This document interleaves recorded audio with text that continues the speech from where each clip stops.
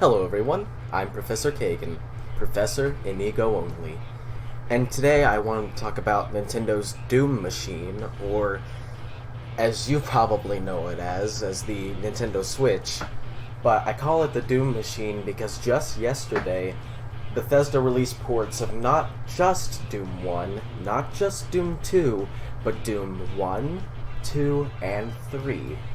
And at this point, bar some entries in the series, like Doom 64 for example, although that has been rated by the European rating system, PEGI, so it might be coming to Switch, but that's not confirmed at this time.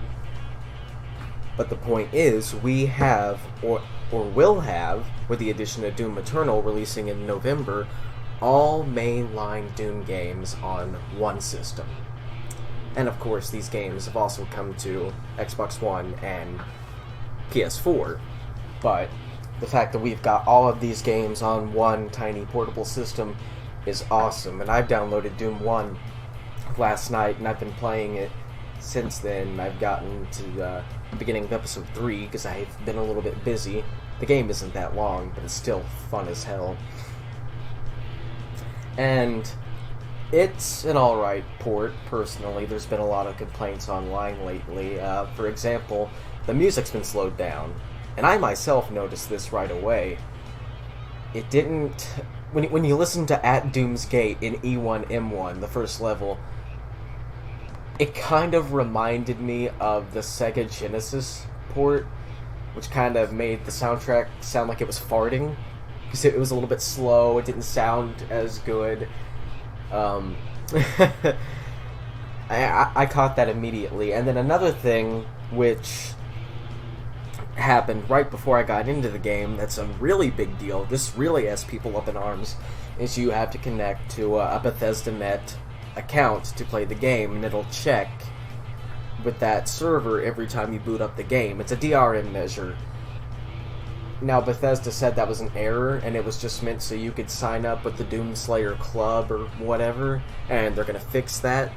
But you were already able to... I've seen people put the Switch in airplane mode, boot up the game, and it still let you play.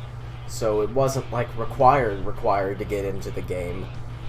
So I don't think it's as big as of a deal that people say it is, but at the same time, it's like, I do understand, because eventually one of these days the Switch will be retired, the Switch version of the eShop will get shut down, your connections to various companies out that have put their games on Switch will probably be terminated, or those companies could go out of business, like Bethesda for example, and if it required you to authenticate with their servers, then you would be locked out of that game.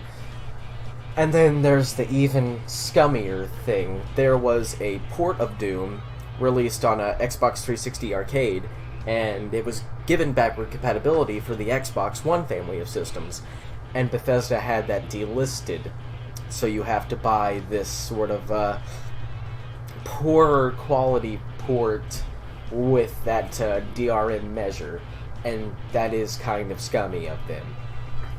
I myself have I have multiple copies of Doom. I've got it on Super Nintendo, PC. I've got it on a physical disc, and of course I have the Switch copy. But I can't find myself getting too up in arms in it. I don't think I personally had time, because Bethesda's already backpedaling on that decision. They're going to release an update that basically removes the logging in. It's an optional kind of thing, so it's fixed, and I'll be honest with you, companies are going to keep pulling things like this, because everyone goes like, oh, we should not support this, we should, I don't know, boycott it, or voice our opinions. How often has that worked? Genuine question, when we argue about these sort of things in the gaming industry, when does it work? Because I haven't seen it work too often.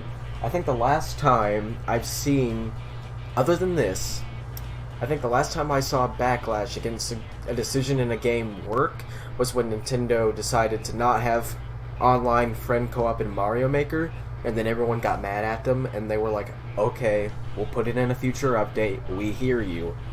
But we've got the Doom ports out now, and I've only played Doom 1, as I mentioned.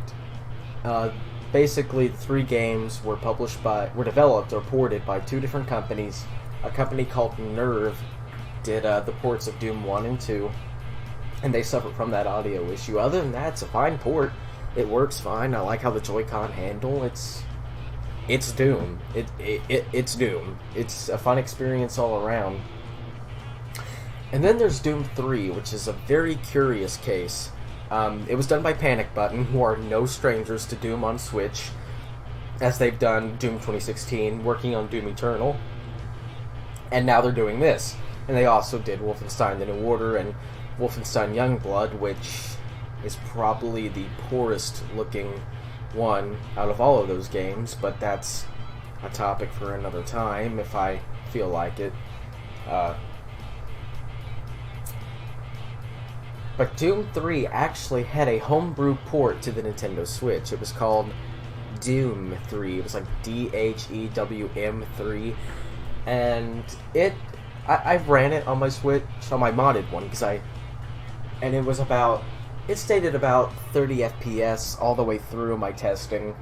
I installed an overclocking app called FreeSet, and I cranked the GPU and the CPU and the RAM up to as high as I felt comfortable going, which, if I remember right, I set the CPU to 1.7 gigahertz, and then I set the GPU to 700 megahertz.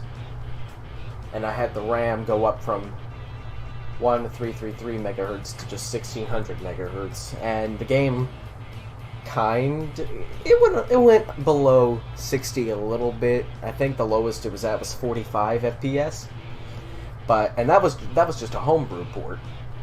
And now that we have a big porting company behind it, from what I understand, the game stays at a locked 60 with maybe slight, barely noticeable dips at 1080p docked and 720p undocked. And I think that is a hell of a good job. I think when Panic Button is given the time and the resources, they can put anything on Switch and have it look reasonably good. And of course, Doom 3 was released on Xbox 360, PS3, and even the original Xbox, so that game is no stranger to being on multiple platforms, and even on somewhat anemic platforms. Not that Switch is anemic, I mean, it is compared to PS4 and Xbox One, but not compared to the Xbox 360 and PS3. And it's gotten a lot of ports from that generation as well, like LA Noire and The Sword. So Doom is on Switch. To everybody who didn't know, which I don't know who wouldn't at this point, I recommend everyone go get it. The first two games are $5 each, and Doom 3 is $10. Steal at that prices. They're very good games. You can take them on the go. I myself am going to get back to playing it. And until next time, this is Professor Kagan. Professor, and you go only.